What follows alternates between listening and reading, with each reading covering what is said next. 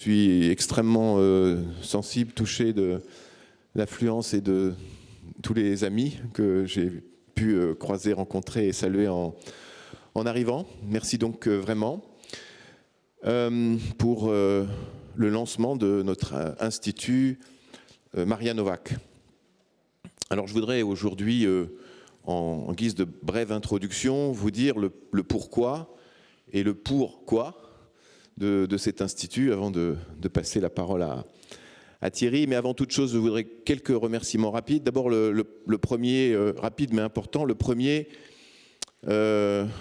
pour Anne Hirsch, François et Thomas qui sont là derrière, qui sont les enfants de Maria Novák, à qui bien sûr nous avons demandé l'autorisation d'utiliser son nom, mais qui bien plus que cela, Anne le sait, ont été, oui je te vois, ont été en appui, en encouragement de ce projet et d'une certaine manière en sont un petit peu l'âme.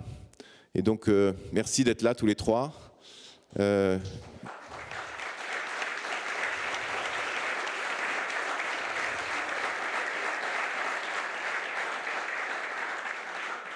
Sachant pour terminer cette brève séquence familiale que les petits-enfants de Maria sont aussi présents, connaissent Ladi et sont, je crois, attachés à la mémoire de leur grand-mère, plus que je ne saurais le dire. Donc merci. Je voudrais également évidemment remercier Thierry qui nous a accompagnés dans ce projet depuis l'origine. Alors je dis qu'il nous a accompagnés, je devrais dire que nous avons accompagné parce qu'il a été tellement engagé depuis l'origine et tellement présent et actif que c'est plutôt l'inverse. Il l'a été avec évidemment toute son expérience, sa science, ses compétences scientifiques, mais aussi avec beaucoup de bienveillance, beaucoup d'enthousiasme et donc merci Thierry vraiment beaucoup de tout ce que tu as fait jusqu'à présent. Voilà.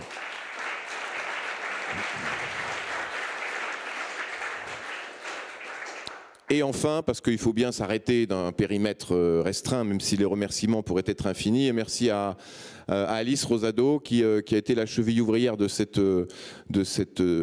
pilote qui a construit, qui a permis qu'on se retrouve aujourd'hui pour lancer cet institut. Donc un très grand merci Alice pour ce que tu as fait depuis un an. Voilà.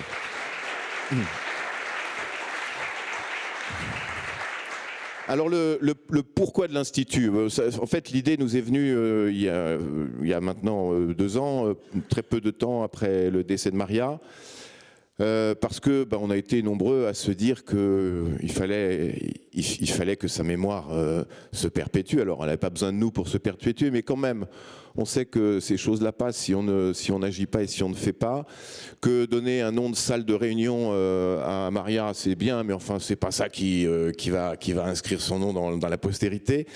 Et donc l'idée de cet institut est venue d'abord comme témoignage de fidélité et de perpétuation de sa mémoire. Mais enfin très très vite on s'est dit que c'était une très bonne idée pour d'autres raisons. Et ces raisons, je vais essayer de vous les résumer en quelques mots. Maria Novák, c'était une femme d'action, ça tout le monde le sait. Elle a fondé beaucoup de choses, elle a créé beaucoup de choses. Je ne reviendrai pas sur cette longue histoire que vous connaissez, dont on l'a dit, je suis un petit peu biaisé, mais le plus beau de ses enfants, mais je suis partial. Et ça, tout le monde le sait et ça restera. Mais Maria, c'était aussi une femme de réflexion, une femme de pensée, de concept. Elle a beaucoup écrit. Et je pense que finalement, on connaît moins ses livres et sa réflexion sur le travail indépendant, sur le microcrédit, que son action. Et il eût été dommage que toute cette partie de Maria ne se perpétue pas et ne fructifie pas. Et c'est alors je ne veux pas dire que nous ne réfléchissons pas à Ladi, je ne veux pas faire de mon cas un cas général, mais enfin malgré tout Ladi est dans l'action, Ladi est dans le quotidien de ce que nous faisons. Il y a bien sûr des services d'études que Alice, d'ailleurs, que je mentionnais tout à l'heure, supervise et qui travaillent très bien, mais ils sont évidemment centrés sur notre action, nos résultats, notre activité, et on se rend compte dès qu'on cherche à se décaler, à se déporter, qu'on a du mal. Et c'est tout à fait normal parce que nous sommes tous orientés sur l'action. Et puis, une posture académique, ça ne s'invente pas, hein. Il faut véritablement quelque chose de particulier. Et donc, c'est pour se déporter de la vision très orientée action de l'ADI, pour être en mesure de réfléchir sur ces grands sujets sur lesquels elle a écrit. Alors vous connaissez La banquière de l'espoir, mais il y a d'autres ouvrages qui sont tout aussi passionnants à lire et qui sont de vrais ouvrages de réflexion. Je pense notamment à L'espoir économique qui est plus récent, qui sont de vrais ouvrages de réflexion économique et sociale et sur lesquels beaucoup de thèmes dans lesquels nous sommes à l'ADI au quotidien sont en réalité remis en perspective, réfléchis, intégrés à une vision globale de la société et de l'économie. Et à partir de ces grandes thématiques que sont l'entrepreneuriat populaire, qu'est le microcrédit, le droit à l'initiative économique, ce terme qui est dans notre dénomination à l'ADI, qu'est-ce qu'on entend, qu'est-ce qu'on peut en faire?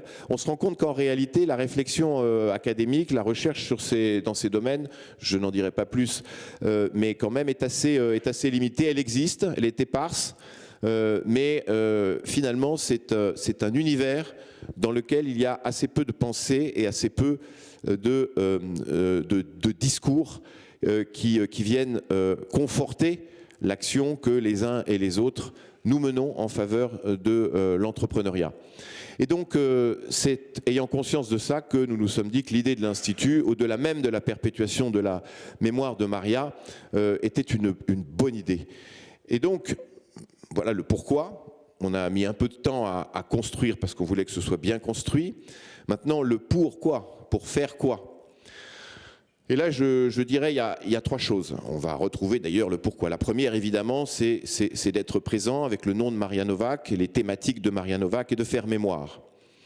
La seconde, je viens de le dire, c'est évidemment de faire en sorte que sur les différents thèmes qui fondent la légitimité de notre action, entrepreneuriat populaire, microcrédit, etc., des initiatives se prennent de recherche, d'études, d'expertise, de manière à ce que les uns et les autres, en agissant, mais plus largement, nous puissions sur des thèmes spécifiques savoir quels sont les freins, quels sont les ressorts de l'entrepreneuriat populaire, quels sont les effets, les impacts de l'entrepreneuriat populaire, que ce soit sur évidemment l'insertion, l'inclusion sociale, mais également sur le développement économique, sur le développement territorial, sur l'évolution de l'économie vers une économie respectueuse de l'écologie, de l'environnement et conforme aux objectifs de lutte contre le changement climatique. Bref, en quoi l'entrepreneuriat populaire a un impact sur l'économie, sur la société, sur l'environnement. C'est notre conviction. On a évidemment des éléments épars, il existe des études, mais il y a plein de champs de recherche sur lesquels l'Institut a pour mission, pour objet, pour ambition de permettre des approfondissements et des travaux de niveau académique. Et puis le troisième objectif, et je terminerai par là, le troisième espoir que nous avons, c'est un petit peu la synthèse des deux premiers, mais ça va plus loin, c'est de faire en sorte qu'à travers ces travaux, parce qu'on parlera, qu'on écrira, qu'on expertisera ces différentes thématiques, enfin s'éclairent les angles morts, enfin se soient visitées ces pièces peu visitées que sont celles de nos centaines de milliers d'entrepreneurs, de petits entrepreneurs, au milieu des pièces brillamment éclairées qui les entourent, qu'enfin, à travers ces éclairages multiples, apparaissent comme une évidence dans la représentation du monde qu'ont les politiques, les décideurs et les médias, ce vaste univers de l'entrepreneuriat populaire. Aujourd'hui, la grille de lecture du monde les invisibilise, comme aurait dit Maria. C'est un de ses livres d'ailleurs. Et donc, travailler sur ce sujet-là, écrire, publier, c'est mettre en lumière. Et en mettant en lumière, on fait apparaître l'évidence, à savoir que l'entrepreneuriat populaire est devenu un élément fondamental de notre société. Je pense que peu d'entre vous, peu d'entre nous, n'avez pas dans vos amis, vos familles, vos relations, etc., de nombreux micro-entrepreneurs de toute nature, de tout niveau. Et ça ne se voit pas, ça ne s'entend pas, ça ne se sait pas. Alors que ça se voit, que ça s'entende, que ça se sache, c'est la condition nécessaire, la première condition pour qu'enfin les structures administratives, les politiques publiques prennent en compte l'existence de cet univers et qu'il ne soit pas toujours le grand absent des décisions, des politiques et des discours. Voilà, ça c'est un objectif assez ambitieux, mais ça ressemble à Maria, une grande ambition, une grande espérance, elle en avait, et ce qui ressemble aussi beaucoup à Maria, c'est que pour accomplir une grande espérance, une grande ambition, tout commence par les travaux des jours. Et à cet égard, c'est la mission de l'Institut que d'engager ces travaux des jours, de chaque jour, sujet par sujet, thème par thème. Et je suis sûr qu'avec l'Institut, nous irons très loin. Voilà. Thierry, je te passe la parole.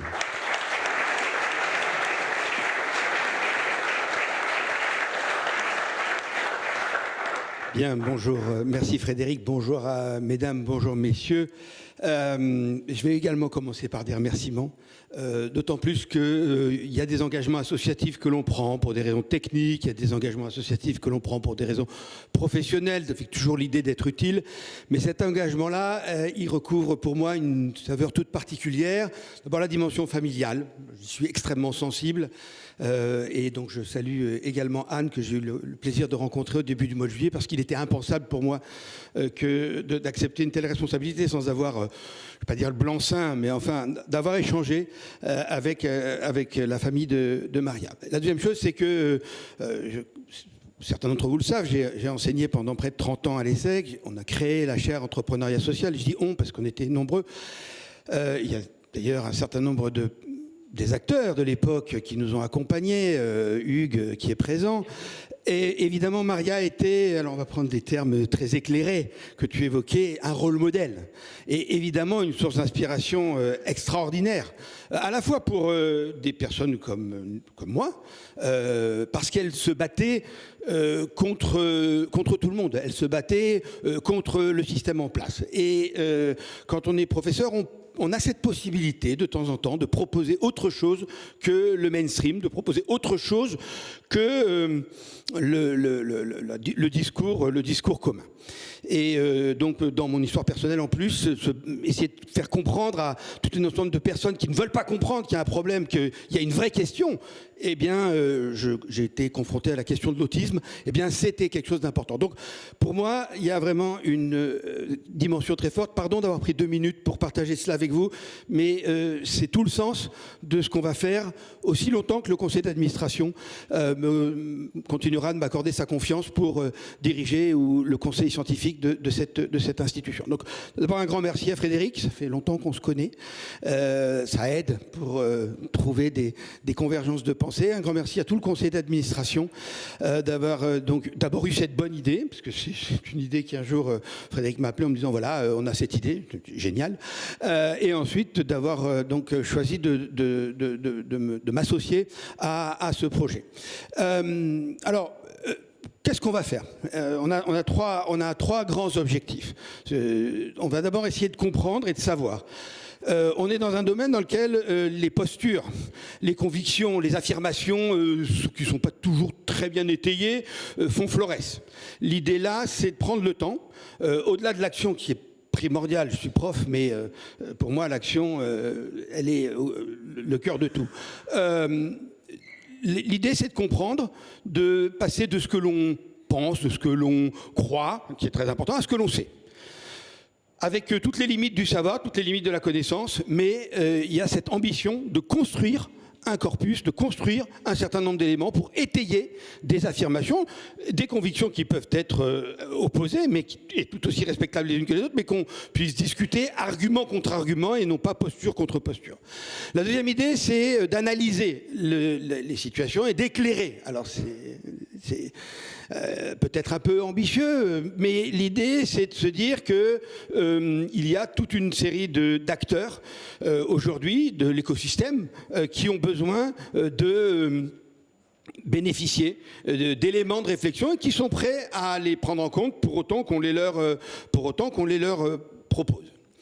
La dernière chose que nous sommes fixés comme objectif dans notre mission, c'est de communiquer et de promouvoir. Alors pas communiquer au sens des petites phrases ou des éléments de langage qui aujourd'hui rythment trop souvent les prises de parole des uns et des autres, mais de communiquer pour partager avec, là encore, les différents acteurs de cet entrepreneuriat, pour partager et pour promouvoir et pour donc mettre en évidence qu'il y a là un vrai levier, qu'il y a là une vraie idée et que bien utilisée, eh bien cette idée-là peut aboutir à une société plus juste, une société plus durable à laquelle nous aspirons et à laquelle Maria Novak souhaitait contribuer quand on va chercher à favoriser le développement de pays qui sont plus pauvres que nous. C'est bien évidemment pour favoriser le bien-être de ces habitants. L'idée de cet institut autour de ces trois missions, c'est on va dire pardonnez-moi, mais de prendre de la hauteur ou de faire un pas de côté plutôt, parce que quand on dit prendre de la hauteur, c'est un côté, il y a ceux qui sont en bas là, qui rament, et puis les gens intelligents ou présumés intelligents qui seraient au-dessus. Donc on va plutôt faire un pas de côté et se dire que le microcrédit était un formidable outil. Mais c'est un outil. Et donc, cet outil, il a ouvert sur cette question de l'entrepreneuriat populaire.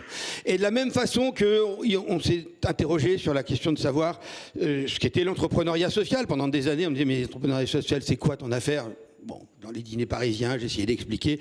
Je faisais pas un tabac, parce que forcément, c'était un concept qui était à la fois compliqué, nouveau. Et donc, cette idée d'entrepreneuriat populaire, elle est particulièrement intéressante. Et le conseil scientifique et d'experts que nous avons constitué va y travailler avec différents angles. Alors il y avait deux façons d'attraper la question, pardonnez-moi cette trivialité. Il y avait deux façons de prendre en compte cette question.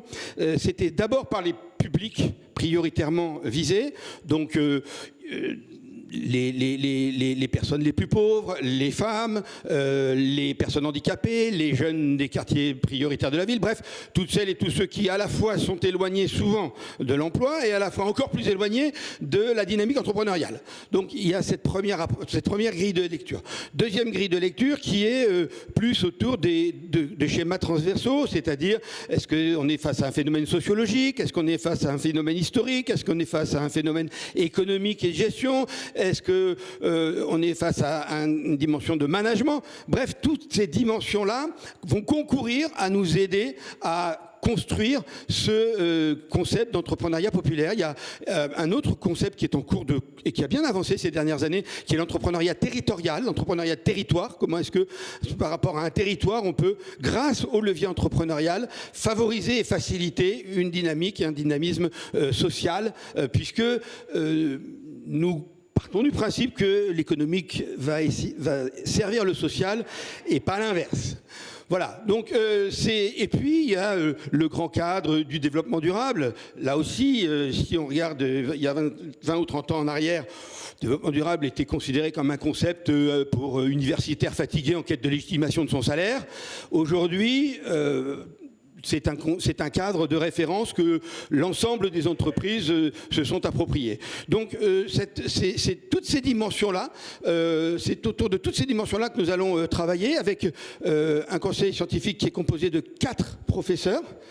Donc Édouard de Kecker qui est ici présent par exemple, qui incarnera la dimension territoriale. Laurence Fontaine, je ne sais pas où vous êtes, Laurence. Hop. Vous êtes là, voilà la dimension sociologique, merci.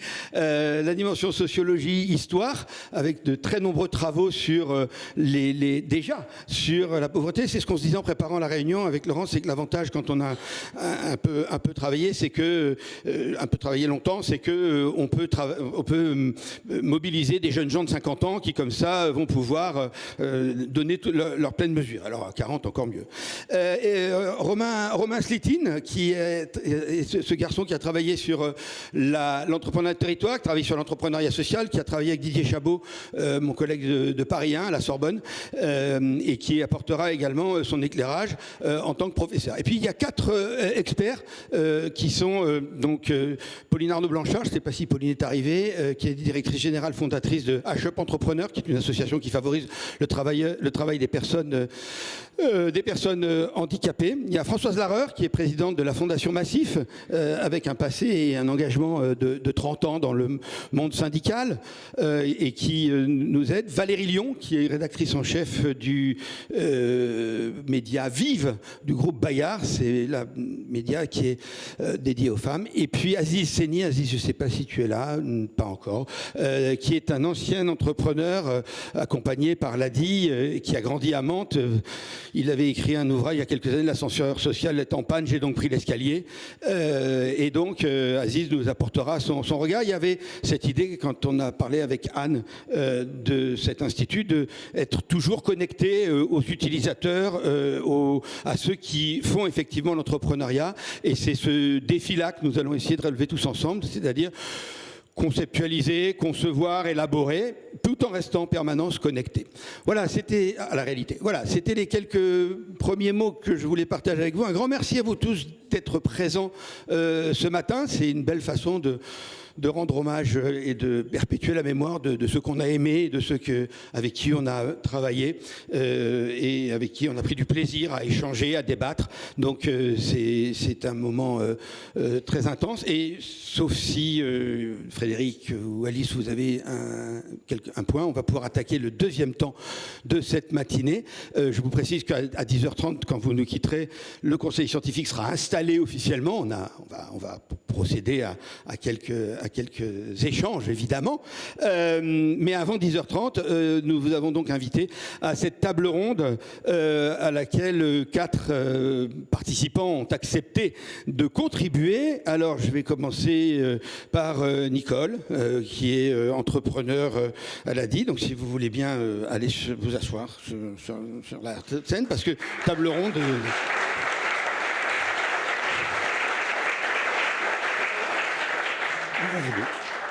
Donc, comme toute bonne table ronde, elle n'est absolument pas ronde. Voilà. Ensuite, Cécile Charbot.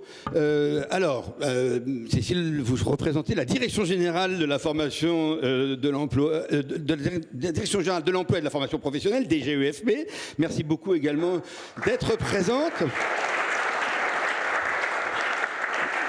Je pense que vous avez deviné ce sur quoi on a demandé à Cécile de s'exprimer. Il n'y a pas un suspense démesuré. Ensuite, alors je vais demander à Alice de nous rejoindre, qui est directrice générale de l'ADI.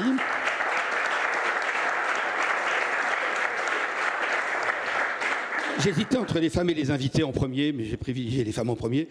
Donc, je ne vous présente pas plus Alice, puisque Frédéric l'a fait tout à l'heure. Et puis Grégoire Leclerc. Grégoire, vous êtes où? Hop.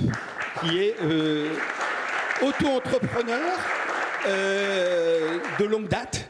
Grégoire, et qui a créé la Fédération nationale des auto-entrepreneurs, qui regroupe les différents acteurs, les différents entrepreneurs. Alors à cet égard, je vais juste commencer par un petit message. On avait également proposé, invité François Hurel, dont certains d'entre vous savent qu'il a beaucoup œuvré pour la création de ce régime de micro-entrepreneurs, lorsque celui-ci a été, on va dire, officialisé il y a 15 ans. Il est retenu par une contrainte personnelle.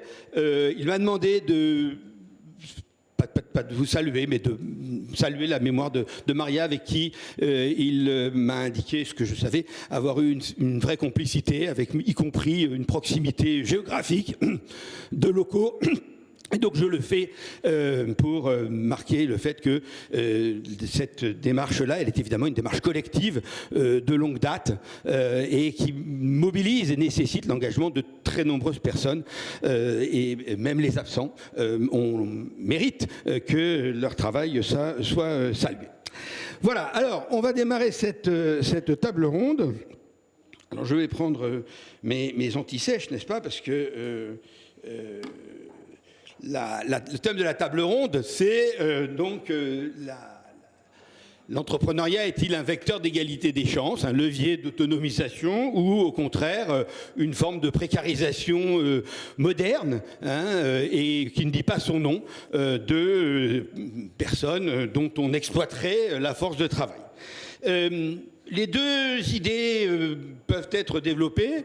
Un des objectifs qu'on aura, c'est de documenter ces différentes questions, notamment auprès des intervenants, des entrepreneurs eux-mêmes, mais pas que, pour construire des réponses à ces questions. Alors on va commencer par vous, Cécile Charbot, puisque vous avez accepté notre invitation.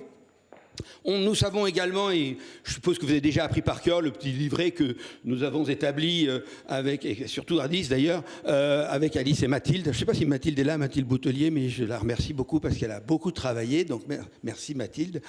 Et donc vous avez tous les chiffres, vous savez que les auto-entrepreneurs augmentent de 10% par an, qu'on bat des records tous les ans, bref, je ne vais pas vous saouler la tête avec tout ça, mais on sait aussi que finalement les politiques publiques, et je l'évoquais avec François Hurel, ont joué et jouent un très grand rôle dans le développement de l'entrepreneuriat qui est par définition une démarche privée et une démarche individuelle. C'est là tout le paradoxe d'ailleurs parfois de ces aspirations à la liberté à l'individu, mais qui passent par le public et le collectif. Donc il n'y a pas qu'un seul dispositif, il n'y a pas qu'une seule façon d'intervenir, et donc je vais vous demander de nous présenter un peu quelques dispositifs et quel est l'intérêt de chacun. Et donc, est-ce que vous pouvez nous présenter les jalons, les principaux éléments de ces politiques publiques qui ont joué ce rôle d'accélérateur? Parfois, les politiques publiques peuvent aussi un peu freiner, mais là, on va se concentrer sur l'accélération. Donc, vous avez la parole. Eh bien, écoutez, merci beaucoup. Merci beaucoup de nous avoir invités aussi à participer à ce lancement de l'Institut. Et c'est pour nous, c'est pour l'État, l'occasion de réaffirmer son attachement au soutien à la création d'activités, en particulier pour les publics qui sont les plus éloignés du marché du travail. Et je crois que c'est ce que je vais m'attacher à vous présenter ce matin avec les autres intervenants de cette table ronde.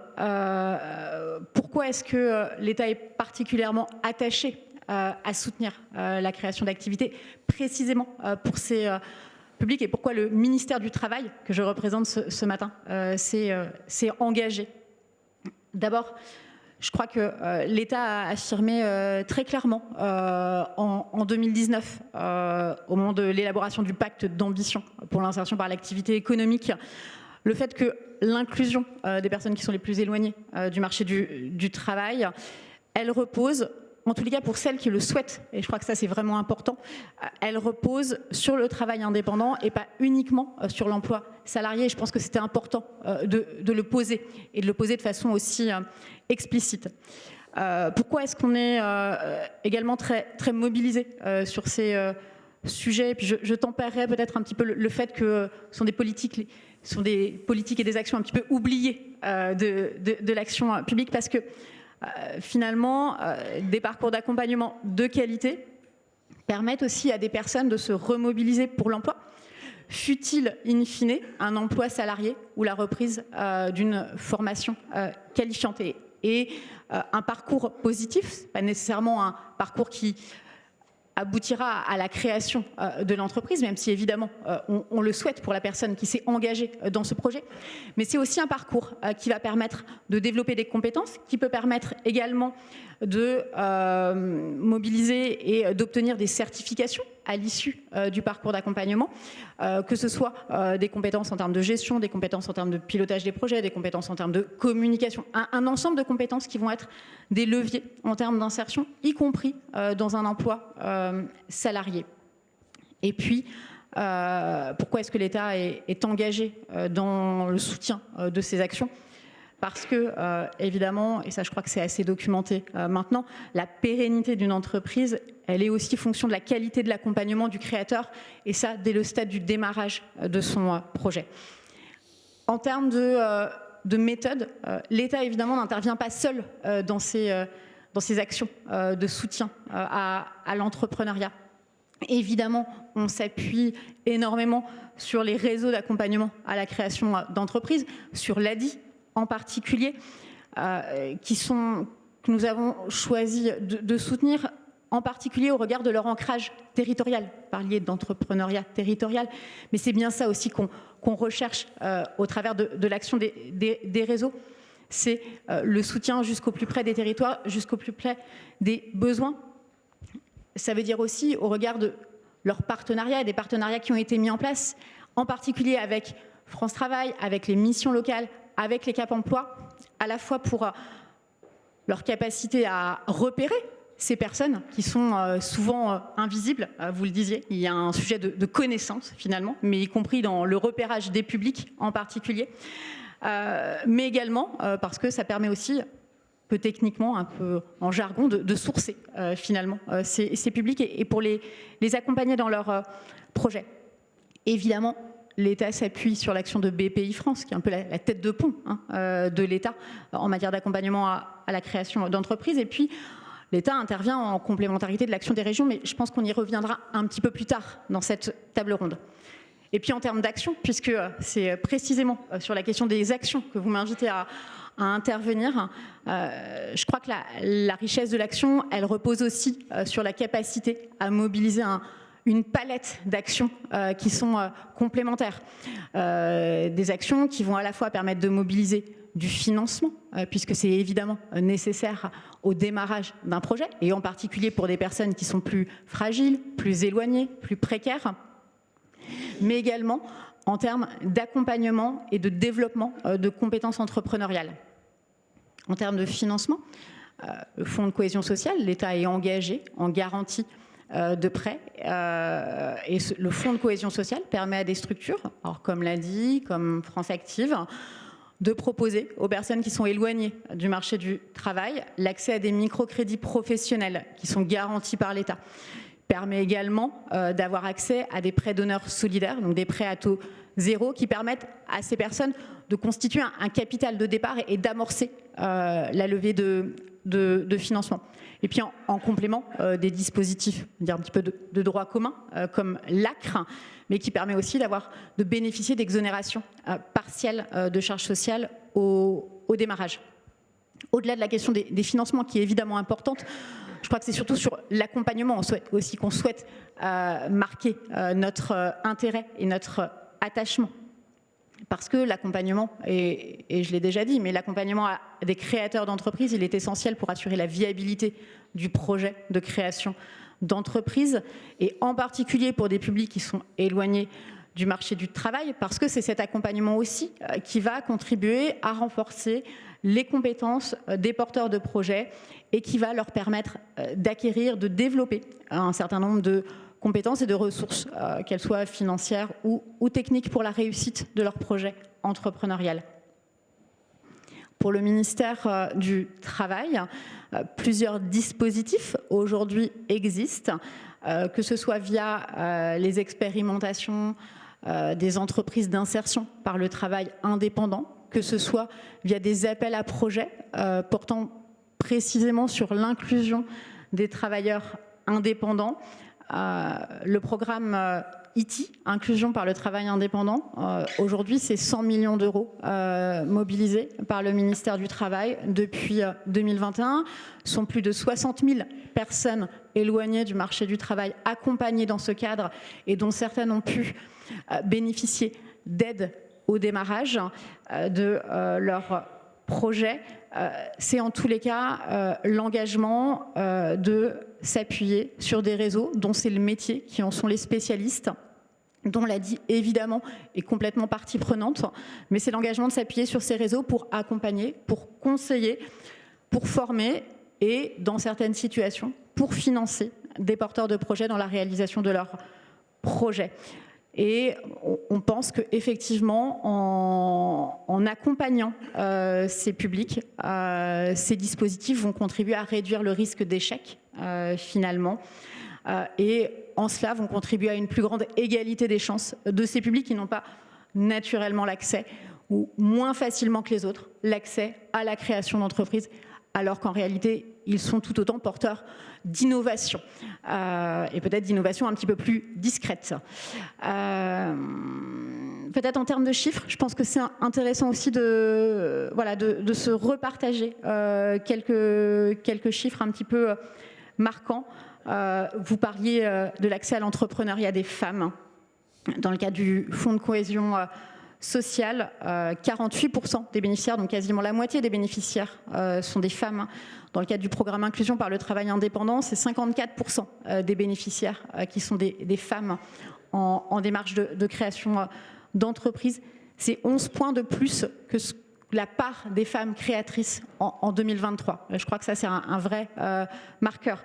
En termes de public jeune également, là aussi, la moitié des personnes accompagnées dans le cadre du programme Inclusion par le travail indépendant sont des jeunes. C'est 12 points de plus que ce qu'on peut observer dans la part des créations d'entreprises au national.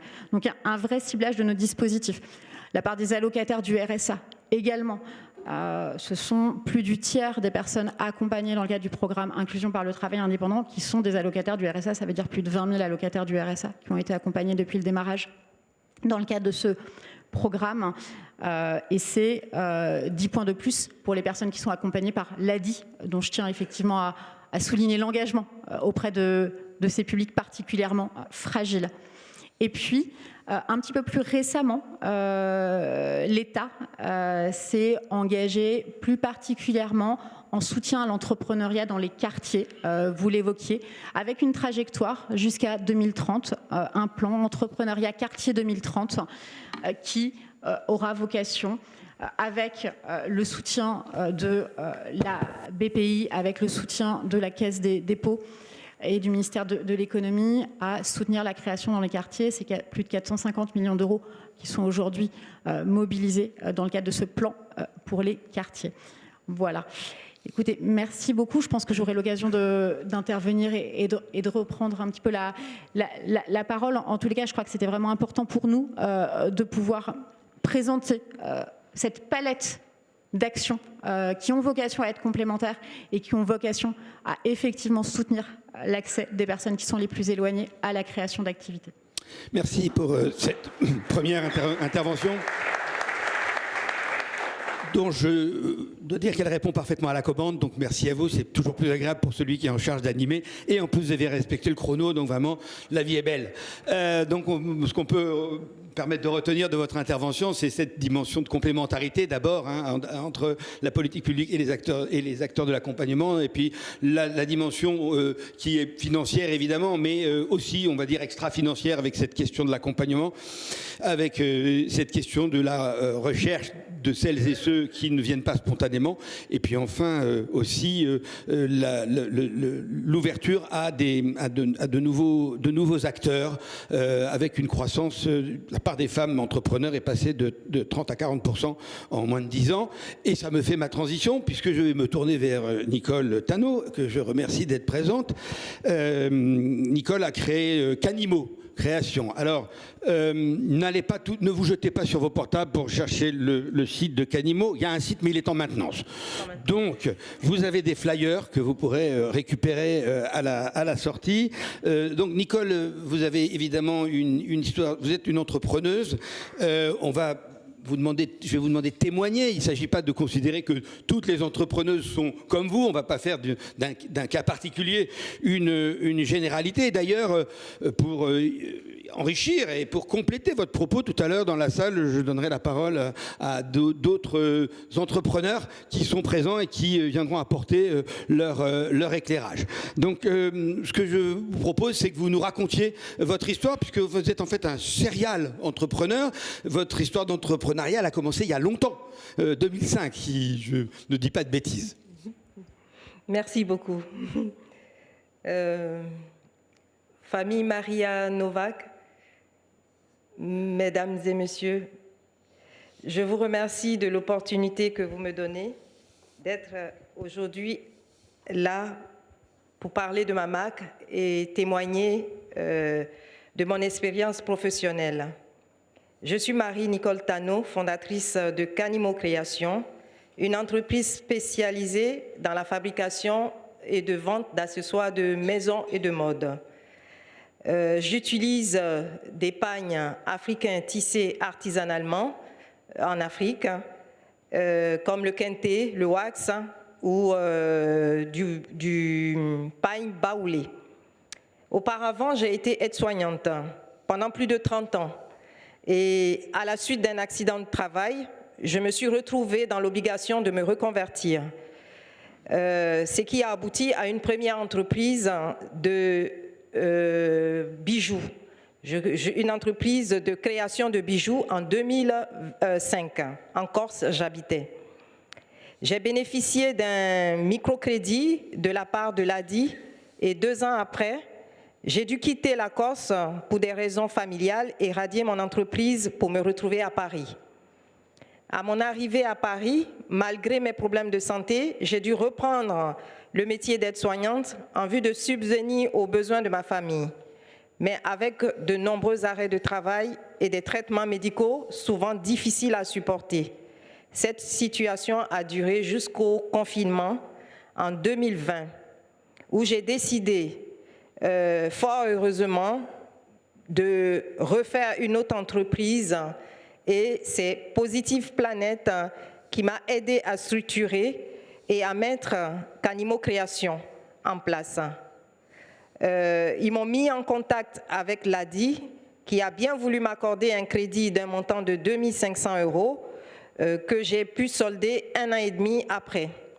L'entreprise grandissante, j'ai encore sollicité l'ADI pour un second prêt de 7 000 € en vue d'acquérir du matériel plus performant.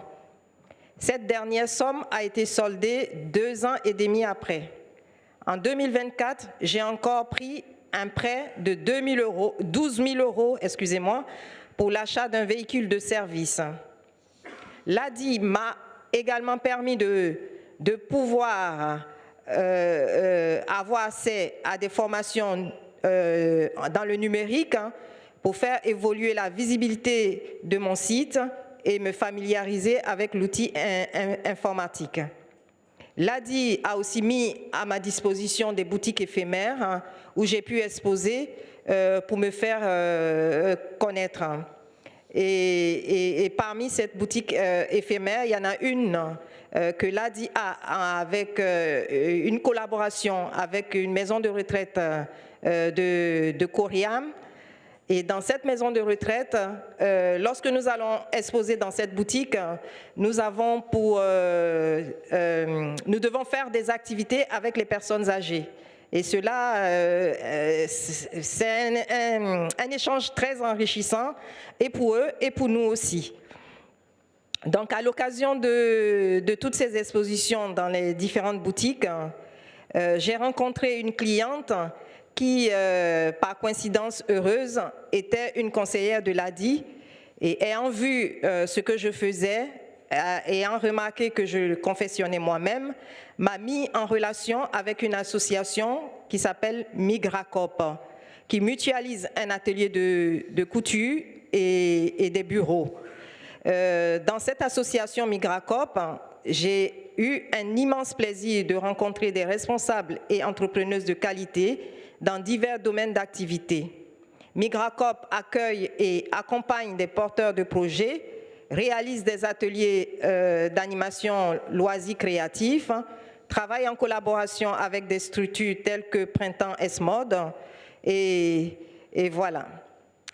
Canimo Création a aussi à cœur de valoriser le savoir traditionnel tout en intégrant des pratiques modernes de production éthique et durable. Nous travaillons aussi directement avec des artisans tisserands en Côte d'Ivoire, au Mali, au Ghana, en Afrique de l'Ouest.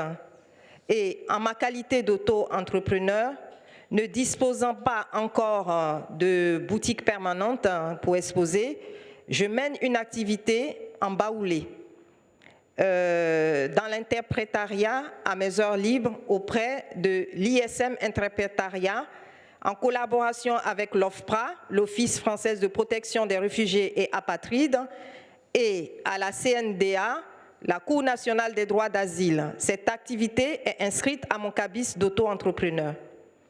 Dans mon évolution, Canimo Création a reçu de la Chambre des métiers de la Seine-Saint-Denis le label artisan du tourisme édition 2024.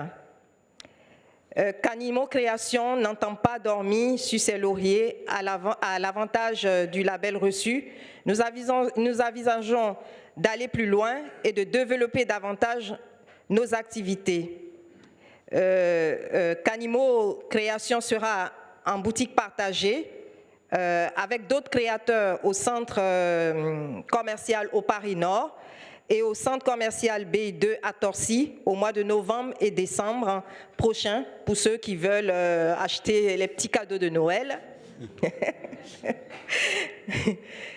Canimo Création espère obtenir une boutique pérenne et pouvoir embaucher des salariés. Nous comptons aussi œuvrer en collaboration avec une autre entrepreneuse qui fait du savon artisanal dont l'entreprise s'appelle Savon Massa pour un projet de promotion de l'autisme en Afrique de l'Ouest, notamment au Mali et en Côte d'Ivoire. Voilà ce que je peux vous dire sur mon témoignage. Merci beaucoup. Merci beaucoup.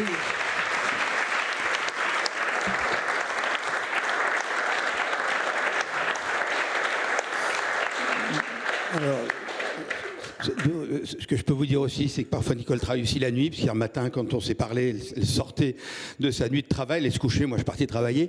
Mais ce qui nous est paru intéressant quand on a échangé, c'était de vous présenter justement cette combinaison d'acteurs qui sont nécessaires finalement pour favoriser cette dynamique entrepreneuriale. Et puis le deuxième élément qui est crucial pour quelqu'un comme Nicole qui fabrique des produits, c'est la diffusion. C'est comment distribuer, comment toucher les clients. Et donc cela c'est peut-être un point sur lequel on reviendra tout à l'heure. Alors, je me tourne maintenant vers Grégoire Leclerc. On l'a dit, le parcours de Nicole, c'est un parcours. On ne va pas faire de généralité, surtout pas, même si on reconnaît un certain nombre d'éléments assez structurants. Une multi-activité. Vous avez créé, vous, la Fédération nationale des auto-entrepreneurs. Donc, première question, pourquoi? Parce que l'auto-entrepreneur, par définition, il est plutôt individuel. Donc, pourquoi créer une fédération? Et puis, la deuxième chose, au-delà du fait que vous êtes donc auto-entrepreneur engagé depuis toujours, mais ce qu'on appelle les slasheurs qui sont chers à Alice, hein, puisque vous avez d'autres activités. Mais enfin, vous aussi, Nicole, vous êtes un peu slasheuse. Hein, on a compris que vous aviez plusieurs activités. Donc, première question, nous présenter rapidement la fédération, pour celles et ceux d'entre vous qui ne la connaissent pas, et puis après, plus particulièrement, autour des besoins des auto-entrepreneurs aujourd'hui. Alors, bonjour à toutes et à tous, merci pour cette invitation. Et avant de répondre à votre question, ce que je vais faire, évidemment, je voudrais vraiment vous féliciter et vous remercier pour ce lancement de l'Institut, parce que, pour le coup, je souscris à 200% à ce qui a été dit. On a besoin de documenter de mieux en mieux et de manière plus profonde ce qui est en train de se passer au carrefour de cette révolution, effectivement, économique, sociale et entrepreneuriale qu'on vit depuis 15 ans. Alors, pour revenir à la question sur la fédération, donc elle est née effectivement en mars 2009, donc quelques mois après le lancement du régime, qui est un régime et pas un statut, j'aime bien le rappeler, avec comme objectif, en fait, au départ, un objectif de collaboration et d'entraide. L'idée, c'était de créer un esprit de corps, un esprit de soutien, pour consolider ce qu'on pensait être une petite communauté. On s'est dit au départ, on a lancé un site et une asso, on s'est dit on va être une petite communauté et on s'entraidera entre nous et on se partagera les bons plans, les trucs et astuces, les difficultés qu'on peut rencontrer avec à l'époque les services de l'État, etc. Bon, bon an, mal an, on a grossi, finalement, on est devenu une structure assez grosse. Donc on a aujourd'hui 79 850, 891 même, parce que c'était les chiffres d'hier soir, adhérents payants et actifs. Donc on a une belle structure associative avec à peu près 300 délégués sur le territoire. On est représentatif, donc c'est ce que ça veut dire, c'est qu'on siège au titre d'un certain nombre de dispositifs pris par l'État. On siège dans le CPSTI, donc qui est le nouveau RSI. Pour ceux qui connaissaient le RSI, donc le CPSTI, les URSSAF, les CAF, les caisses générales de sécurité sociale en Outre-mer, etc.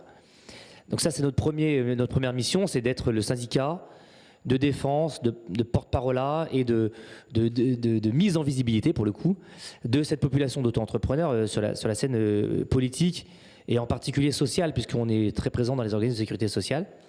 Et puis le deuxième objectif qui fait essentiellement rentrer les adhérents chez nous, c'est un objectif serviciel. Donc, on a... La technique. Il n'y a plus de batterie, mais ça clignotait, donc je me doutais que ça allait s'arrêter un jour. Donc une logique servicielle qui est très simple, c'est de dire on veut couvrir l'ensemble des besoins de l'auto-entrepreneur, de sa création jusqu'à sa radiation. Donc à toutes les étapes que Nicole a franchies sur sa mise en visibilité sur Internet, sa formation, son recours à du financement avec évidemment des partenaires comme l'ADI, puisque l'ADI est un très gros partenaire de la Fédé, avec les questions logicielles, et je parle toujours de la facture électronique parce que c'est un sujet qui me tient à cœur. C'est en train d'arriver très vite et on ne le voit pas venir, mais il va falloir quand même s'en occuper un jour. Voilà, tous ces sujets-là, on accompagne les auto-entrepreneurs pour qu'ils ne se sentent pas seuls, qu'ils aient des services accessibles, peu chers, et qu'on consolide un peu cette population. Est-ce que vos 80 000... Bon, je vais parler fort. Est-ce que vos 80 000... Il faut parler fort parce que la table ronde est... La table ronde est enregistrée, donc ceux qui sont à distance, voilà, merci. Vous avez évoqué 80 000 adhérents payants, actifs. Est-ce que vous pouvez nous dire un peu comment ils se décomposent? Est-ce qu'il y a plus de femmes, plus de slasheurs, puisque vous n'avez pas le même profil ni le même parcours de vie que Nicole? Vous fait des études supérieures, une très grande école, donc voilà. C'était pas les secs. Hein, C'est pas grave, ça se soigne très bien et on est très ouvert. Non, alors, blague à part. Donc, effectivement, alors, je vais répondre à la question, puis je vais élargir un tout petit peu sur quelque chose qui est un peu plus large, parce qu'on a la chance, alors vous ne l'avez pas encore en ligne, mais vous l'aurez dans quelques jours. Vraiment, je vous invite à la regarder. On a eu une enquête du Crédoc qui est extrêmement riche, hyper intéressante, qui donne cette vision très fine, pour une fois, et je souligne parce que c'est très rare qu'on ait ce type d'enquête, une vision très fine de la population auto-entrepreneur sur une grosse cohorte, avec un échantillon qui est important, et qui va décrypter un peu les personas et donc un peu ces populations types qu'on essaie de rencontrer. Très difficile d'ailleurs de donner une population type, puisque vous savez, il y a à peu près 1 800 000 auto-entrepreneurs actifs dans ce pays aujourd'hui, économiquement actifs, 28 milliards d'euros de chiffre d'affaires estimés en 2024. Donc c'est impossible d'avoir un profil type. Voilà. Il y en a plutôt 7, vous verrez dans l'enquête. Nos adhérents sont plutôt dans les profils 2 et 3, c'est-à-dire plutôt des slashers ou des personnes exclusivement auto-entrepreneurs. Je vais juste vous donner 2-3 éléments qui nous interpellent.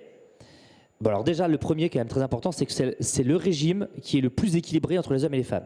De très loin, par rapport à tous les autres régimes de la création, que ce soit en entreprise individuelle de droit commun ou en société, on est quasiment à 50-50, presque. On est à 48-52 pour être précis, en faveur des hommes, 52 48 en faveur des femmes.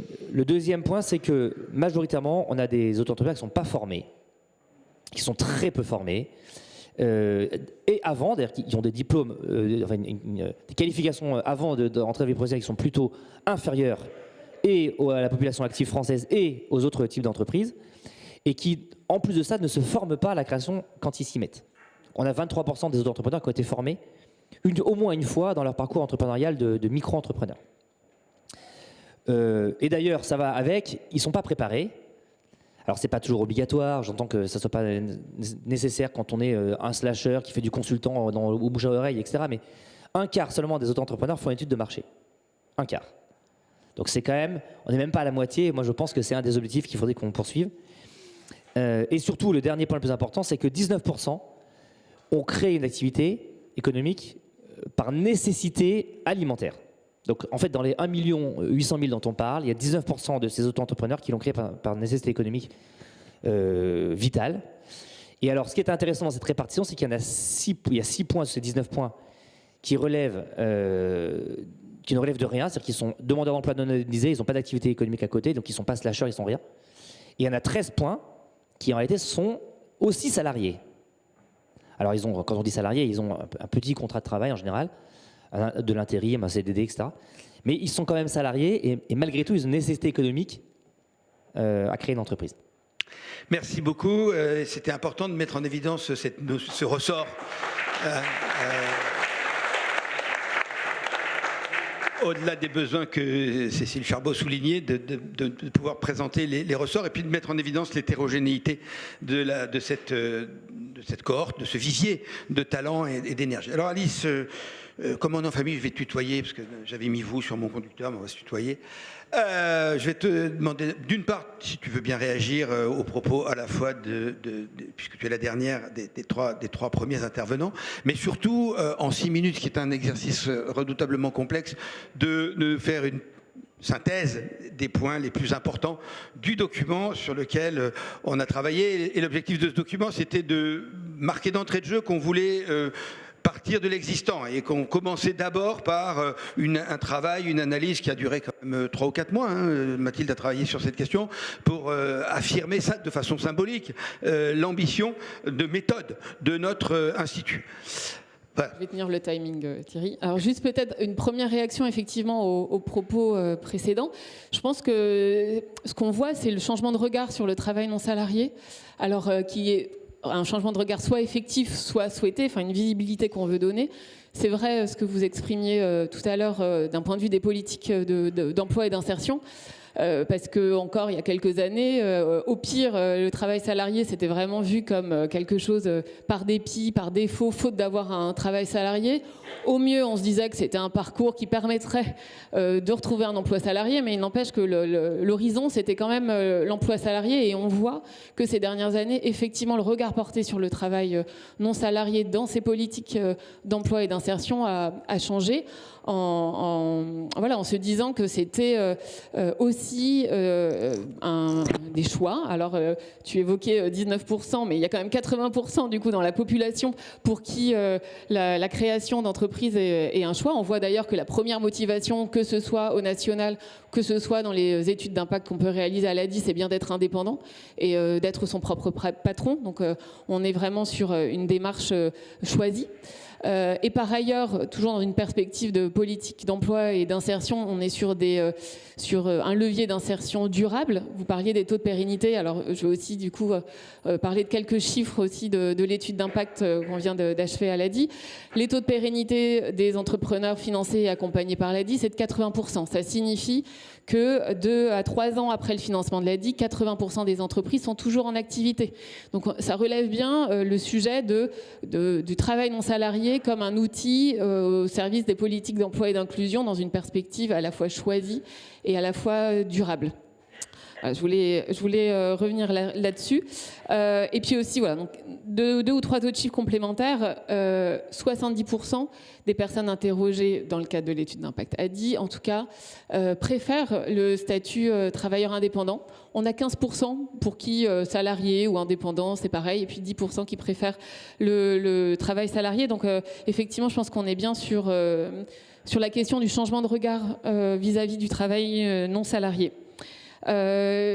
Et puis, c'est ce que tu disais aussi sur la visibilité. Donc là, c'est un peu où on en est dans les politiques publiques, mais on a encore un besoin de visibilité et de sortie de l'isolement, à la fois à titre individuel pour les micro-entrepreneurs dans leur pratique quotidienne, puis aussi un isolement plutôt de la scène publique, quoi. Le côté, la considération qu'on accorde aux micro-entrepreneurs et au travail non salarié dans les dispositifs et dans le débat public. Donc, je trouve que ça, c'était vraiment des points intéressants à souligner. Et tu évoquais le changement de regard, qui est sûrement une étape importante, mais puisqu'on parle d'impact, un impact c'est un effet, c'est un changement. Ce qui change, c'est qu'il y a aussi le changement d'action. C'est-à-dire qu'au-delà du changement de regard, au-delà du fait qu'aujourd'hui l'entrepreneuriat est considéré comme une voie de développement professionnel comme une autre. Quand on le voit dans les grandes écoles, par exemple, hein, où il y a 20 ans, l'idée de créer une entreprise apparaissait complètement lunaire à ceux qui allaient qui avaient suivi ces études. Aujourd'hui, c'est considéré par près de 20% des étudiants comme une solution utile et intéressante pour leur parcours professionnel futur. Donc, ce qui est intéressant, c'est qu'il y a un changement d'action, c'est-à-dire que le travail indépendant devient un moyen d'accéder à éventuellement un salariat ou accéder à une entreprise. Est-ce que peut-être tu peux donner quelques autres éléments sur ce ressenti, ce changement que l'entrepreneuriat a permis d'opérer sur ceux qui s'y sont engagés? Tout à fait. Effectivement, là, on va bientôt publier les résultats de l'étude d'impact de l'ADI. Et donc, juste 3 enseignements. On a les indicateurs phares, les taux de pérennité que je viens d'expliquer, les taux d'insertion qui sont à plus de 90% au moment, en tout cas, où on a réalisé l'enquête. Donc, l'étude d'impact, le périmètre, c'est les entrepreneurs financés et accompagnés par l'ADI, et 2 à 3 années après leur premier financement, qu'est-ce qu'ils sont devenus, qu'est-ce que sont devenus leurs entreprises. Donc on a des taux de pérennité et des taux d'insertion qui sont en hausse année après année. Mais on a introduit des éléments un peu nouveaux cette année, vraiment sur des ressentis, sur des questions plus subjectives, et donc les effets de la création d'entreprises sur les individus eux-mêmes. Et c'est vrai qu'on est aussi sur des chiffres très élevés, puisque 70 à 80% des répondants disent que ils ont une meilleure estime d'eux-mêmes, que le regard porté sur eux s'est aussi amélioré, que évidemment les compétences se sont améliorées, la confiance dans l'avenir aussi, que globalement ils en sortent avec un sentiment de fierté, parce que leur entreprise est toujours en activité, parce qu'ils ont une entreprise qui a un sens pour eux, et parce qu'ils trouvent un épanouissement dans cette voie professionnelle.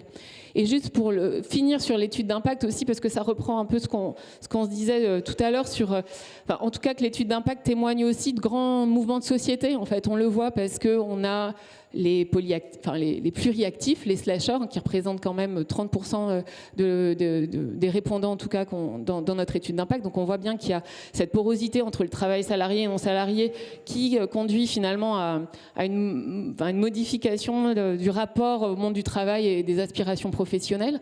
On a aussi documenté le rapport à la transition écologique, que 25% des répondants commencent à mettre en place concrètement des actions pour répondre à ces défis. Donc, ce qui est aussi intéressant, c'est que ça embarque à la fois des effets sur les individus, et ça témoigne d'une modification profonde de la société, notamment sur le volet monde du travail. Merci. Cette étude d'impact sera publiée donc dans quelques temps, et c'est aussi une illustration de l'engagement de l'ADI à non seulement agir, mais aussi évaluer la pertinence, l'efficacité et l'impact de ces actions. Alors Grégoire, je reviens vers vous. On a écouté, il y a déjà eu un premier tour de prise de parole à la lumière de ce que Nicole vous a dit, notamment parce qu'on vient de parler aussi des entrepreneurs qui ont un bon niveau éducatif, mais il y a aussi beaucoup d'entrepreneurs qui démarrent avec des qualifications qui sont moindres. Quels sont les principaux besoins aujourd'hui qu'expriment vos adhérents, et puisque nous avons Cécile Charbot avec nous, quelles sont vos attentes, sans faire votre lettre au Père Noël, puisque tout le monde connaît le contexte particulièrement compliqué, mais saisissons l'occasion d'exprimer, d'expliciter ce que sont vos besoins et vos attentes. Oui, et d'ailleurs, sans parler de lettre au Père Noël, je pense que l'investissement des forces de l'État dans l'entrepreneuriat ne sera jamais un investissement à perte. Enfin, ça, c'est un autre sujet philosophique qu'on ne va pas ouvrir ce matin, mais on va y passer la nuit d'ailleurs. Mais c'est vraiment un sujet, je pense, qu'on a encore aussi du mal à parfois inscrire dans les mentalités. Aider l'entrepreneuriat et soutenir, notamment par l'ACRE, ça a été un grand moment de combat pour nous, d'essayer de sécuriser l'ACRE le plus possible. C'est jamais un investissement à perte pour justement la pérennité et le développement économique. Les principaux besoins qu'on a, ils sont liés en fait au constat qu'on fait. C'est-à-dire que le premier, c'est d'augmenter l'accès à la formation, de faire en sorte que ce soit plus fluide, plus équitable par rapport au monde salarial. On a encore parlé avec Frédéric la semaine dernière. Et qu'un auto-entrepreneur ait naturellement envie de se tourner vers ces dispositifs sans passer par des complexités administratives tellement dingues qu'une fois sur 3, il s'arrête avant. Ça, c'est un sujet. Le deuxième sujet, c'est évidemment la pérennité. Alors la pérennité, elle est liée à la fois à la formation initiale, à la formation continue, mais aussi à la recherche de financement.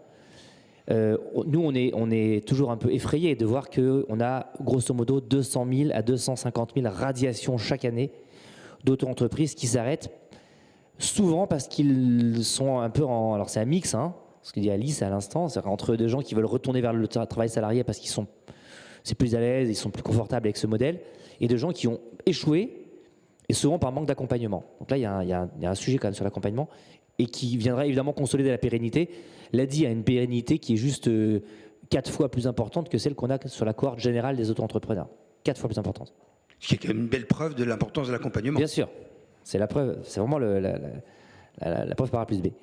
Et puis la dernière demande que nous, on fait régulièrement au pouvoir public, c'est de changer le regard, en fait. Mais c'est plus global, c'est de changer le regard sur la façon dont un auto-entrepreneur, ou même d'ailleurs un travailleur indépendant, va être considéré vis-à-vis de ses relations avec l'État. Quand il fait une demande à la CAF, sujet dont on a aussi parlé, on lui demande encore un bulletin de salaire. Quand il fait des démarches vis-à-vis de tel ou tel dispositif d'aide, on va le considérer très souvent, non pas comme un travailleur indépendant, mais comme un salarié. Ou en tout cas, ça ne va pas rentrer dans les mailles, dans le prisme de la vision que l'indépendant a de lui-même et que l'État a d'un actif. Voilà. Donc ça, il faut qu'on arrive à changer ce regard. Donc on a les 3 besoins. Donc je suis sûr que Cécile, vous avez noté tout ça très bien. On va y revenir. Alice, il y a quelques grandes questions qui ont émergé dans le travail que nous avons fait avec Mathilde. Est-ce que tu peux les résumer et les partager avec l'audience? Effectivement, donc dans le document que vous avez reçu à l'entrée, on est parti de la citation de Maria Novak, qui était tout à l'heure inscrite, qui était l'ambition de faire en sorte, enfin de permettre, voilà, c'est de permettre à tous ceux qui ont la capacité et la volonté de créer un emploi de le faire. Donc on est parti de cette citation et on s'est dit mais c'est quoi aujourd'hui la création d'entreprise? Donc je ne vais pas y revenir, vous verrez on est parti de la statistique publique, on en a déjà parlé, on est vraiment sur une création d'entreprise qui s'est démocratisée avec plus de femmes, plus de jeunes, des personnes moins expérimentées au démarrage sur la création d'entreprise, donc ils ne font pas partie d'un schéma familial connu. Donc on a documenté cette question de démocratisation de la création d'entreprise, beaucoup via la statistique publique. Je crois que Frédéric le disait aussi, on a quand même moins de travaux de recherche sur les effets de ces dynamiques entrepreneuriales et de cette démocratisation en fait. Qu'est-ce qu'aujourd'hui, et donc ça pose des questions, ces effets à la fois sur les individus. Grégoire t'évoquait la question de l'accompagnement, mais on a aussi la question de l'accompagnement à la création, mais aussi au développement du projet, la question des revenus des travailleurs indépendants à titre individuel. Tu parlais de la question des droits sociaux, donc tout ça, c'est vraiment d'arriver à en tout cas les sujets de réflexion à amener et de recherche à mener, c'est bien les effets sur l'individu, sur ces grandes catégories, mais aussi les effets de cette dynamique entrepreneuriale et de ces nouveaux profils de créateurs d'entreprises à l'échelle de la société dans son ensemble, et donc les questions que pose en matière notamment de modèle social, de développement économique, développement territorial, de je disais tout à l'heure, de cette porosité entre le travail salarié et non salarié. Et voilà, il y a encore peu de travaux de recherche sur ce volet. On a dessiné des questions dans le document, mais l'Institut a vocation aussi à pouvoir contribuer, à apporter des réponses. Parfait, merci beaucoup. Je presse un peu les deuxièmes tours parce que j'aimerais bien qu'on puisse avoir la salle. Nicole, on va revenir aux réalités très quotidiennes. On avait dit en 2-3 minutes, si vous avez un conseil à donner à une femme comme vous qui a envie de se lancer, c'est quoi ce serait quoi? C'est pas une question piège. Hein. Ah oui, c'est pas évident. D'abord choisir un projet pertinent. Parce que la plupart du temps, on croit que ce qu'on veut faire ou ce qu'on aime peut plaire aux autres. Hein, et ce n'est pas toujours le cas. Donc, voilà. Après, faire une bonne étude de marché, très important. Sans étude de marché, on ne peut pas avancer. Et l'entreprise peut péricliter après. Donc, s'entourer des bonnes personnes capables d'investir et de collaborer et de nous prodiguer de bons conseils.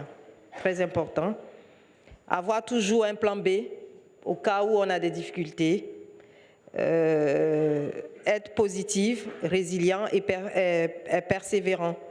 Parce que moi, mon expérience personnelle m'a appris plusieurs fois que j'ai failli abandonner. Mais bon, les gens à côté qui m'ont soutenu, m'ont encouragé. Et voilà, et c'est comme ça que j'ai continué.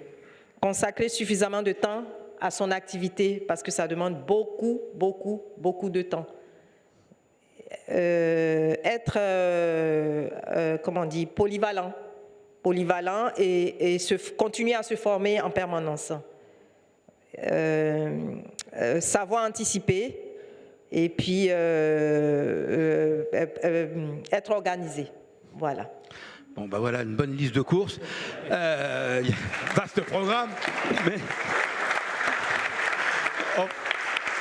En fait, quand j'ai posé la question au téléphone à Nicole, la première réaction, c'est qu'elle m'a dit tenir. Voilà. Donc, après, elle a élaboré.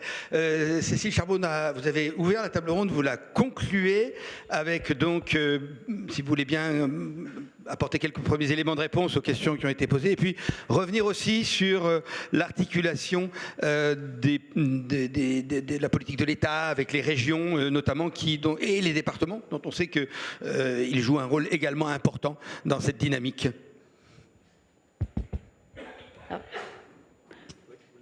Peut-être, et en réaction, enfin, moi je retiens aussi quand même l'idée et l'enjeu d'une mobilisation collective finalement autour de la création d'entreprises et en particulier pour les personnes qui sont les plus éloignées du marché du travail. D'ailleurs, on le voit bien à travers les enjeux que vous soulevez, qui sont en réalité extrêmement transversaux. On a parlé de politique d'accompagnement pour lesquelles le ministère du Travail est en responsabilité et pas seul, évidemment, je vais y revenir.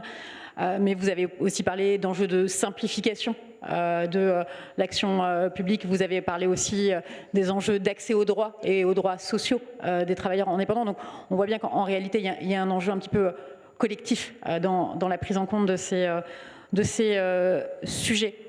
Peut-être parce que vous m'y invitez, mais l'État a fait le choix, et je pense que c'est vraiment une décision qui a été prise par l'État de réinvestir une compétence d'accompagnement à la création qui en réalité avait été décentralisée aux régions. Et pendant une certaine période, finalement, l'État, en tous les cas du côté du ministère du Travail, s'en est un petit peu éloigné, précisément parce qu'il y avait une décentralisation de cette compétence d'accompagnement à la création d'activités. Et c'est bien parce que, il y a eu une volonté en 2019 de réaffirmer cet enjeu comme étant un enjeu de politique nationale, qui a été remis en place peut-être à la faveur aussi du plan de relance post-crise sanitaire, mais qui en réalité, on le voit, s'est pérennisé. C'est-à-dire que dans le cadre du plan de relance, il y a un certain nombre d'actions qui ont été mises en place, qui étaient des actions conjoncturelles qui sont progressivement éteintes. Ce n'est pas le cas des actions d'accompagnement à la création d'entreprises. L'État, on est en 2024, et voilà, il continue de s'y investir et continue de s'engager sur le sujet. Et en réalité, malgré tout, en complémentarité avec l'action des collectivités régionales, que ce soit dans le cadre de logique de cofinancement, c'est typiquement le cas du programme Inclusion par le travail indépendant, avec un enjeu aussi peut-être d'orientation, de réorientation de politique régionale aussi vis-à-vis de ces publics, aussi en logique de complémentarité quand on vient en garantie de prêt adossé à des accompagnements qui sont financés par des collectivités régionales. Au-delà de ces complémentarités État-région, je pense qu'en tous les cas, en termes de perspective, la loi pour le plein emploi nous donne aussi, je pense, beaucoup d'espoir d'aller plus loin. Parce que finalement, cette loi, elle porte deux grands enjeux. Le premier, c'est de rénover l'accompagnement des demandeurs d'emploi.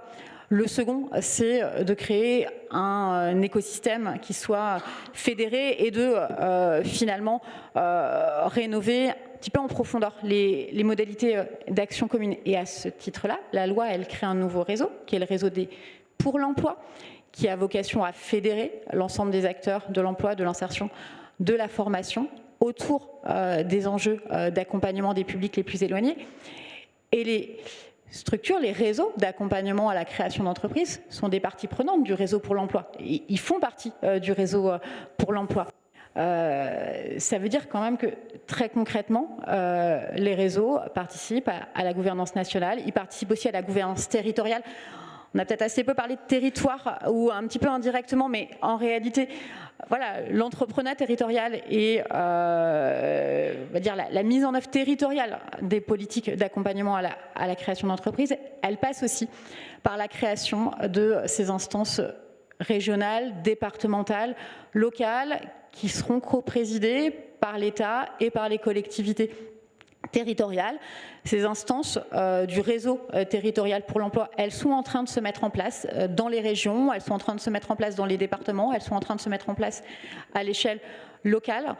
Les réseaux d'accompagnement à la création d'entreprises y ont évidemment toute leur place, et ça me paraît assez essentiel pour fédérer des coopérations, et en particulier au niveau local, au niveau départemental, parce que finalement la création d'entreprises à travers ce réseau pour l'emploi, elle est aussi réaffirmée comme une solution dans un parcours d'insertion dans l'emploi, vers la création d'entreprises ou vers l'emploi salarié quand la création ne se concrétise pas.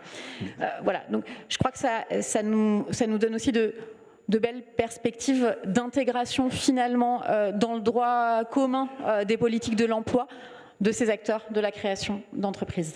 Merci beaucoup. Alors, je vais demander l'aide de... Oui, merci. Absolument. Nous sommes un peu en retard par rapport à mon timing. Je vais demander à Jacques-Henri Hérault, vous êtes où? Voilà. Alors, vous allez m'aider, vous allez vraiment tenir les 3 minutes. Jacques-Henri, vous êtes un entrepreneur aujourd'hui, engagé dans un fonds d'investissement. Vous avez mis en œuvre une expérience territoriale très intéressante à Marseille, puisque vous avez présidé le club de foot de l'OM, et à cette occasion, vous avez été conduit à proposer une démarche d'accompagnement et de soutien à l'entrepreneuriat. Donc, 3 minutes. J'ai été ultra briefé. Ce sera 3 minutes. Donc, si je comprends bien, bonjour à tous, c'est tout l'écosystème de l'ADI qui se trouve dans cette salle. Donc, moi, je voulais juste vous faire un témoignage rapide de la révélation en fait que j'ai eue, que j'ai ressentie à travailler avec vous, et notamment avec Sébastien et ses équipes marseillaises. Je suis un entrepreneur depuis 25 ans, mais mon entrepreneuriat à moi, c'est celui de la tech, c'est celui de la Silicon Valley, c'est celui du capital risque, c'est celui de cette obsession de lever des millions pour les transformer en milliards. C'était ça mon entrepreneuriat à moi, jusqu'au jour où j'ai rencontré Sébastien et son équipe, quand je dirigeais ce petit club de l'Olympique de Marseille. Et donc, ça a été une révélation. Ma révélation à moi, ça a été que c'est très bien, en tant qu'entrepreneur, d'envoyer des fusées sur Mars pour changer la vie des gens. Mais il faudrait peut-être qu'on commence tous par changer la vie de sa rue, de son quartier, de sa cité. Et ça a été quelque chose de totalement nouveau pour moi. Et j'ai vu à quel point on pouvait être efficace en remplissant cette mission de changer la vie des gens des quartiers et des cités et d'une rue, d'une avenue. Et vous savez que Marseille, c'est une grande ville, mais une ville pauvre, une ville dure. Et il faut des gens comme vous pour tenir, toujours tenir. Et d'ailleurs, je vais vous inviter à Sciences Po pour parler aux étudiants. J'ai démarré l'enseignement de l'entrepreneuriat à Sciences Po il y a 15 ans de ça, et vous allez leur apprendre beaucoup de choses en racontant votre histoire. Je me suis beaucoup retrouvé dans ce que Frédéric a dit sur l'enjeu de rayonnement, de promotion et, allez, disons-le, de marketing. C'est pas un gros mot. Et ce que j'ai essayé de mettre en place à l'OM, c'est de demander à des collaborateurs de s'investir 1 journée, 2 journées, 3 journées, 4 journées par an avec une association, et ça a été, beaucoup l'a dit, pour faire du mentorat. Et quand vous avez un entrepreneur qui se lance et qui peut parler pendant 1 heure, 2 heures, une demi-journée aux responsables des réseaux sociaux de l'OM pour qu'on lui explique comment utiliser ces réseaux sociaux afin de promouvoir son affaire, son entreprise, son business, ben, on rend service, je pense, en transférant un peu de compétences et de savoir, et on améliore aussi quelque chose qui est fondamental, et je terminerai avec ça, c'est l'estime de soi. Et c'est l'estime de soi dans les deux sens.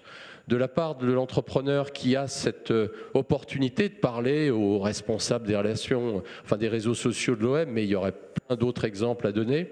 Mais c'est aussi de l'estime de soi pour ce responsable, ce manager, qui voit qu'à travers un cas extrêmement concret, on peut transmettre, on peut partager et le faire, non pas dans la théorie, mais dans quelque chose d'ultra concret. Et ça a été un succès formidable. On était 350 à l'OM et dès la première année, un bon tiers des collaborateurs, donc plus de 100 collaborateurs, se sont investis et notamment avec des gens formidables comme Sébastien et son équipe sur place. Donc bravo pour tout ce que vous faites. Continuez, c'est absolument formidable. Et puis Nicole, vous allez venir raconter votre histoire à Sciences Po.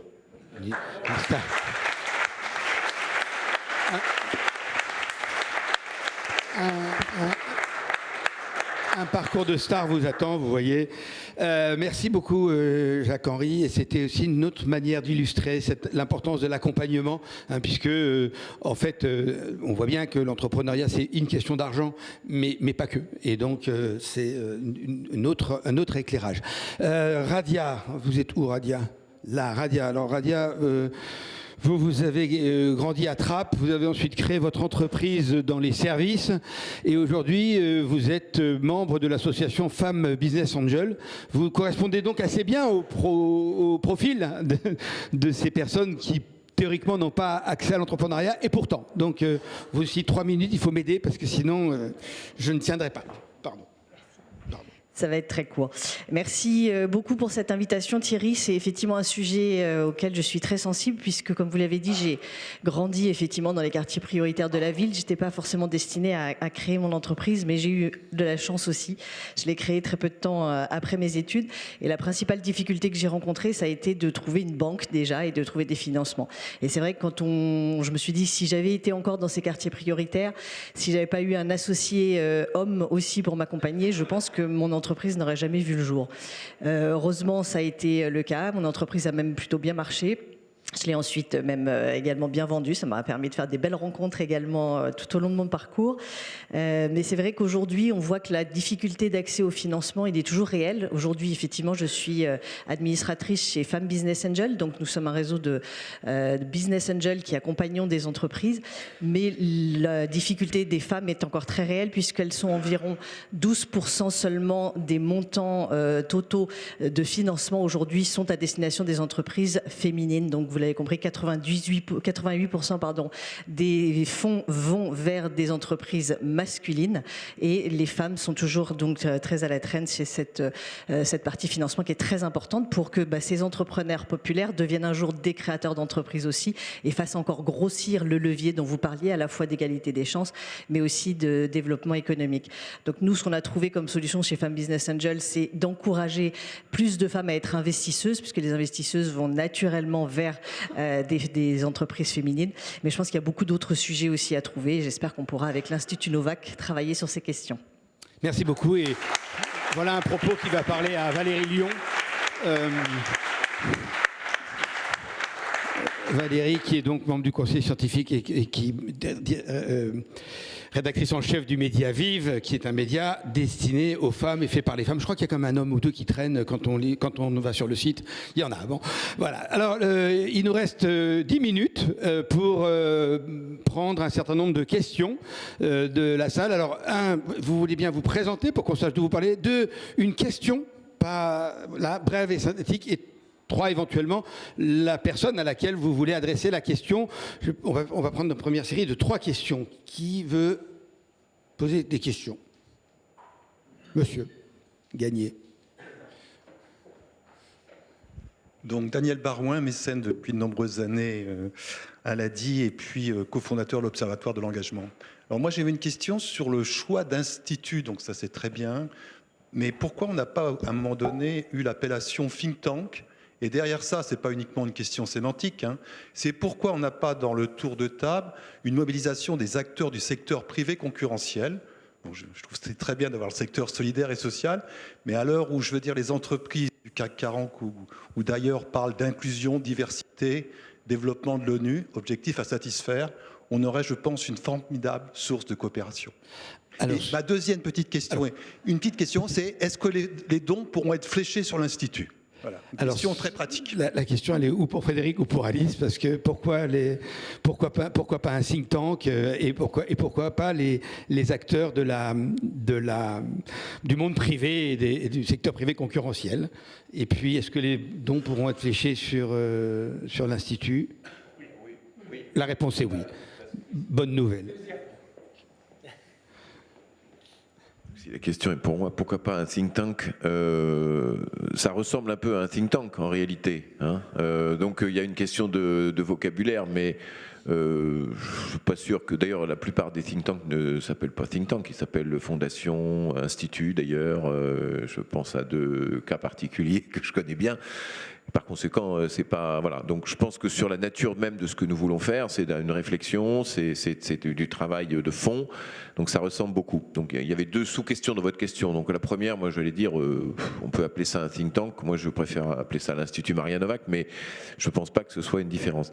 Après, sur la composition et l'appel, je pense que pour le coup, là, pardon, on ne va pas faire du ping-pong, mais il y a une très grande ouverture dans la réflexion. Là, on démarre sur une logique. On voulait donner, je crois, en tout cas, non pas je crois, je sais, nous souhaitions les uns et les autres donner volontairement une dimension, une posture académique pour faire ce pas de côté qu'évoquait tout à l'heure Thierry. Hein, on voulait vraiment faire un pas de côté, se mettre un peu à distance et donc donner une coloration assez fortement académique. Après, je crois que l'Institut vivra sa vie et tout à l'heure, je m'en suis voulu d'ailleurs dans ma petite introduction, j'ai parlé d'objectifs, c'est pas le mot propre, ce sont des espoirs. On n'a pas d'attente, on a la volonté, je pense tous, en tout cas dans les quelques-uns qui sommes un peu à l'origine de l'idée, d'ouvrir surtout le débat, la réflexion libre, et avec une assez grande flexibilité à l'avenir sur qui participera. Je crois que l'ADI n'est pas soupçonnable d'avoir quelques réticences, que ce soit à l'égard du monde de l'entreprise, et donc je pense que de ce côté-là, il n'y a aucune difficulté de quelque nature que ce soit, mais plutôt la volonté de partir sur un pied plutôt académique, et plutôt de pas de côté, et puis ensuite on verra. Non, bon, il n'y a rien à ajouter, c'est la base de départ, et puis en avançant en fonction de celles et ceux qui exprimeront un intérêt dans un programme de recherche, il y a absolument possibilité d'associer d'autres acteurs. Donc ça, on n'en parle pas aujourd'hui parce que c'est la réunion d'après, au cours de laquelle les membres du Conseil vont choisir ensemble les modalités d'intervention, hein, puisqu'il y a différentes façons de travailler. Votre question est quand même intéressante au sens où il faudra se demander quelle place donner à des acteurs qui peuvent jouer un rôle très important dans cet accompagnement. Et d'ailleurs, l'OM, je ne sais pas quel statut ça avait, c'était une association loi de 1901 à l'époque, hein, quand vous étiez président, mais elle était largement accompagnée par des groupes qui n'étaient pas franchement des groupes sans but lucratif. Y a-t-il une autre question? Monsieur? Ah, pardon. Alors on donne à la dame. C'est madame et je crois que je suis suffisamment féminine pour pouvoir le remarquer. Excusez-moi, j'ai cru que c'était le monsieur de devant. Je vous en prie. Bonjour, je m'appelle Isabelle, je suis dirigeante de 2 sociétés, mais je suis surtout la cofondatrice d'une association qui s'appelle La Puissance du Lien, qui œuvre plus de liens humains dans la société.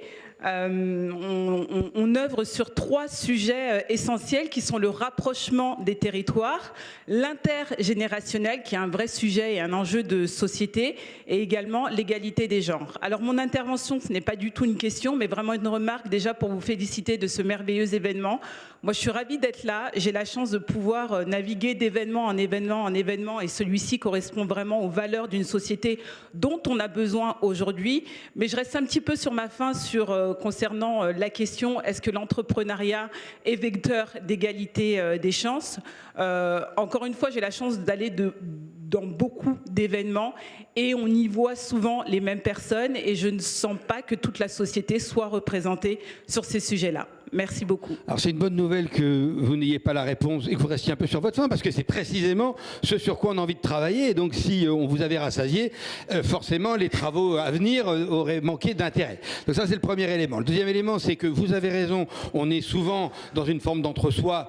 Même si, moi, j'ai fait beaucoup d'événements aussi, j'ai quand même pas toujours rencontré des entrepreneurs comme Nicole. Après, la question de savoir comment on associera d'autres acteurs pour répondre à cette question de l'égalité des chances, elle va venir en avançant. Mais chaque exercice après a un peu ses règles et ses contraintes. Et donc, si vous allez dans d'autres manifestations organisées par l'ADI, vous rencontrerez la remise du prix Créadi, par exemple. Vous rencontrez de très nombreux entrepreneurs. Voilà, donc je prends votre point hein, pour ce qu'il est de ce qui nous permet d'avancer. Je justifie pas, mais j'explique les limites des exercices dans lesquels nous nous trouvons. Hugues, tu voulais poser une question.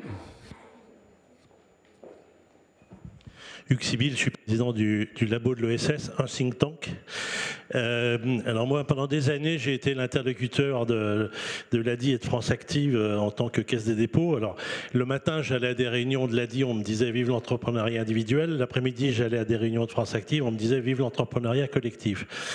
Et ma question, cher Thierry, c'est est-ce que l'Institut va travailler sur ces zones où l'entrepreneuriat individuel peut rencontrer de l'entrepreneuriat collectif? Je pense à deux exemples.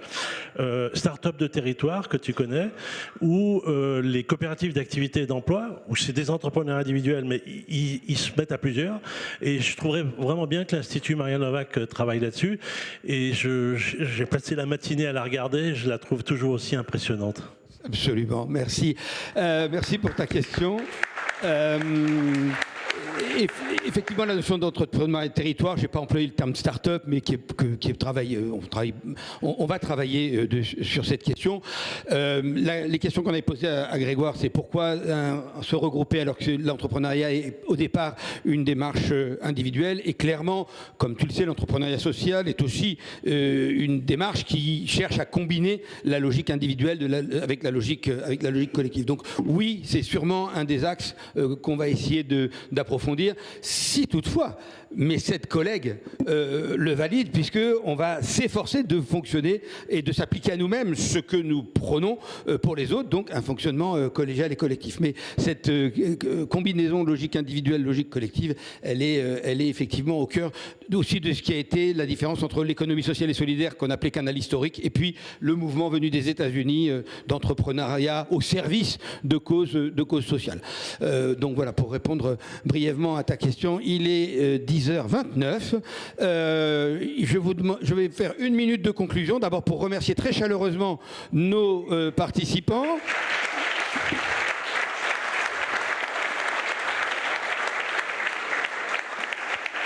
Ensuite, pour retenir quelques mots-clés, la notion d'accompagnement, premièrement, qui était omniprésente dans nos échanges. La notion de résistance-résilience, qui a été clairement mise en évidence. Et puis, on va dire le développement individuel. Parce que c'est vrai que quand on parle d'entreprise, on parle de structure, mais tout ce travail sur le renforcement de son estime de soi, de sa confiance en soi, de ses compétences, c'est clairement une base formidable pour ensuite faire en sorte que toutes ces personnes contribuent non seulement dans leur activité économique, mais aussi dans leurs activités citoyennes, sociales, au fonctionnement de cette société qui sera, on espère demain, je le disais au début, plus juste et plus durable. Je parlerai sur la CAE, je connais bien, je suis président d'une petite CAE qui souffre beaucoup parce que l'idée du travail individuel comme moyen de remobiliser des compétences pour accéder à l'emploi, c'est bien intégré à Paris, mais dans les régions, on se fait claquer la porte au nez. Donc c'est quelque chose que je connais bien et je crois beaucoup à cette idée de se regrouper en entrepreneurs individuels. Et puis sur les financements, eh bien, on n'en parlera pas aujourd'hui, mais il y a plein de cénacles. L'association FAIR, par exemple, qui est une excellente association et au sein de laquelle on traitera de ces questions de financement. Merci beaucoup à tous et encore merci à Frédéric.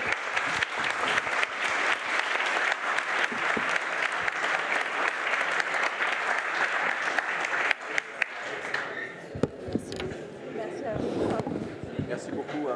Super, merci à vous vraiment. C'était bien.